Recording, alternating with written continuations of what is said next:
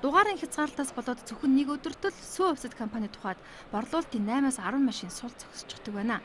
Бусад машин нь сүү таргаа үйлчлэгэнд шуурга өрөхийн тулд өдөр бүр 2-3 дахин нэмж ачаал авдаг гэсэн үг. Ганц сүү компаниар зогсохгүй өгөөж талах чихэр атар өргөө гэсэн онцгой гэсэн тодтолтой бүтээгдэхүүнээ хэрэглэгчдэд яардаг өргөх шаардлагатай. Дугаарын хязгаарлалтаас болоод борлуулалтын машин нь 10-10-аар зогсчихлоор бүтээгдэхүүний нийлүүлэлтэнд сөргөөр нөлөөлж байгааг хэллээ.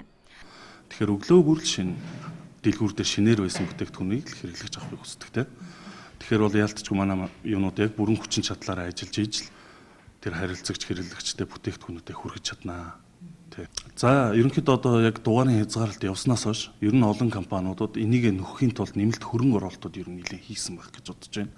Манай компани хувьч гэсэн энэ дээрээ бас хөрөнгө оруулалт хийгээд аль болох харилцагчаа хамрыг гэсэн байдлаар явсан.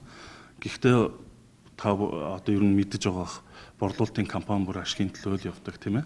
Хэрэглэгчдэд шинэ бүтээгдэхүүнээ өглөө болгон хүргэж өгөхийн төлөө л явдаг. Тийм болохоор одоо компани бүр өөрийн тодорхой хэмжээний ашигаасаа одоо дандаа юм техник одоо энэ хотын захирамжийн дагуу нийслэлээс гарсан захирамжийн дагуу ингээд эндээ бол бүгд хөрөнгө оруулаад явна гэдэг бол өөрөө хэцүү асуудал. Тэгэхээр одоо уул нь бол одоо энэ асуудлаар борлуулалтын одоо компаниуд нэгдээд олон удаа дээш хүсэл тавьж исэн. Ерөөсөө энэ дээр бол дөрөвтөө шийдвэр ерөөсөө гаргаагүй. Одоо бол бид нар ямар нэгэн шийдвэр гаргахыг хүлээгээл байгаад байгаа байхгүй юу? За тэгэхээр үзэгчдээ би та бүхэнд мэдээлэлээ сүү хувьсад компаниас хүргэж байна. За тэгэхээр дугаарын хязгаарлалт үүсчихлээд жил гаруй хугацаа өнгөрч байна. За мэдээж хотын төвчрлийг багасгахад тодорхой хувь нэмэр оруулсан гэж иргэд өөр өөрсдийнхөө үнэлдэг бас талархлын чиглэлээс. Харин нэг асуудал нь бол яг энэ дугаарын хязгаарлалтанд онцгой байдал түргэн гэх мэтчлээ яг юм шаардлагатай тээврийн хэрэгслүүдийг дугаарын хязгаарлалтанд багтаахгүй гэсэн. Сүүлдээ бол хэвлэл мэдээллийн хэрэгслүүд тэр дундаа телевизүүдийн машиныг логотой үед одоо бас энэ дугаарын хязгаарлалт үйлчлэхгүйгээр болгосон. Харин одоо шийдэхгүй байгаа нэг асуудал нь бол энэ борлуулалтын машинууд юм аа. Тэгэхээр зэрэг өнөөдөр иргэдэд болоод одоо яг энэ нийслэлчүүдэд ялангуяа өглөө бүр одоо шинэ талах одоо хүнсний бүтээгдэхүүн за тэр дундаа сүүс хүн бүтээгдэхүүн очиж явах хэрэгтэй. За тэгэхээр сүү хувьсад компанийн хувьд хэд өнөөдөр 3 дахь өдөр тэгэхээр энэ 3 дахь өдөр яг эдний сүү хувьсад компанийн машинаас бол 8 машин зогсож байгаа юм байна. Тэгэхээр 8 машин ямар ч үйлчлэгээ одоо явуулахгүй иргэдтэй шинэ сүүгээ хүргэж чадахгүй, шинэ таргаа хүргэж чадахгүй ингээд зогсож байгаа нь бол үнэхээр одоо бас тийм борлуулалтанд маш их нөлөөлж байгаа. За тэр дундаа иргэдэд шинэ бүтээгдэхүүнийг бол яг тэр тоог хүртээмжээр нь хүргэж чадахгүй байна гэдэг үг хэлж байна. За яг энэ дугаарын хязгаарлалтанд энэ борлуулалтын машинуудыг энэ хүү дугаарын хязгаарлалтыг одоо цуслахгүй байгаагаас болоод өнөөдөр яг энэ томоохон одоо дотоодын үйлдвэрүүдээс алдагдал хүлээгээд эхэлсэн байна. Сүү хувьсад компанийн хувьд гэхэд л яг ийм өдөрт 8 машин зогсдог байсан одоо болчихсон учраас сүүлийн үед бол одоо хөрөнгө гаргаж тухайн одоо өөр машин худалдаж авахд хүртэл хүргээд байгаа юм байна. Тэгэхээр энэ асуудлыг бол бид нийслэлийн стратегийн орлогч ганц хүмүүст тодруулах гэсэн боловч тэрээр бол хэсэг хугацаанд өвчтөй акттай байгаа юм байна. Тэгэхээр зэрэг замын цагдаагийн газраас бид асуудлыг ер нь яаж шийдвэрлэх вэ? Цаашид ер нь нийслэлийн захирамж гаргаж өөр одоо асуудал яг ингэж шийдвэрлэх үгүй юу гэдэг асуулт тодруулахаар бид замын цагдаа орно. За яг тэндээс ямар одоо мэдээлэл хүргэснийг та бүхэнд бид үргэлжлүүлээд хүргэе. За дугаарын хязгаарлалтыг хотын засаг даргын орлогч ганц төмөр хариуцдагч журамд өөрчлөлт оруулах хэсэг нь тэргүүлэгчдийн хурлаар шийдвэрлэгдэх учиртай юм а. За уг асуудлыг засаг даргын тамгын газар хил хэмжээний албаны дарга түвшин төгсөөс тодруулахад хотын зүгээс борлуулалтын машины дугаарын хязгаарлалтаар чөлөөлөх асуудал одоогийн байдлаар огт яригдахгүй байгаа.